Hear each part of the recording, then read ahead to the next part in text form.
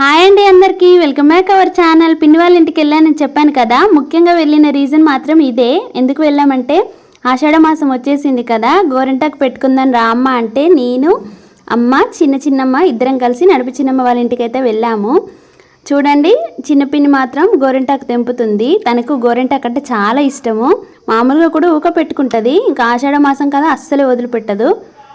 ఒక్క చెట్టు మీద ముగ్గురు దండయాత్ర చేస్తే చెట్టు ఎలా అయిపోతుంది చెప్పండి. అదేవిధంగా మీ ముగ్గురము ఆ చెట్టుపై పడి మొత్తం ఆకంతా తెంపేసినాము.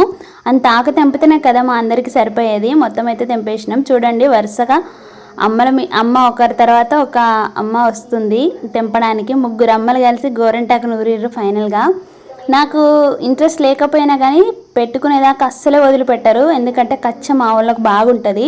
మరి గోరింటాకు విషయంలో మాత్రం ఇంక అస్సలే వదిలిపెట్టరు నన్ను. నాకు ఈ ముగ్గురు అమ్మల్ని ఇలా చూస్తుంటే చాలా ముచ్చటేస్తుంది. వాళ్ళు చూడండి ఎంత చక్కగా గోరింటాకు అక్క చెల్లెలు తెంపుతున్నారో. నేనైతే వాళ్ళని చూసుకుంటూ నవ్వుకుంటున్నాను. మా పిన్ని మాత్రం చెట్లు బాగా పెట్టుద్ది. తనకు చెట్లు అంటే చాలా ఇష్టం. అసలు ఏ చెట్టు వదిలిపెట్టలేదు.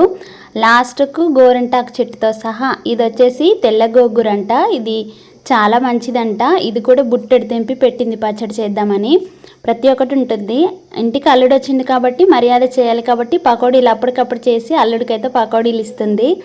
గోరింటాకైతే ఫైనల్గా మేమైతే నూరేసినాం. ఈ విధంగా పేస్ట్ అయితే చేసేసినాం. ఇక పెట్టుకోవడమే తర్వాయి. ఇటు ఒక సైడ్ వచ్చేసి చిన్నమ్మ, ఇంకో సైడ్ వచ్చేసి అమ్మ, ఇద్దరు ఇక నన్ను మాత్రం పట్టేసుకొని గోరింటాకైతే చేతులకు కాళ్ళకు ఫుల్గా పెట్టేశారు. నాకు ఎక్కువ పండదని తెలుసు, అయినా కానీ వాళ్ళ కోసం అయితే నేను పెట్టుకున్నాను.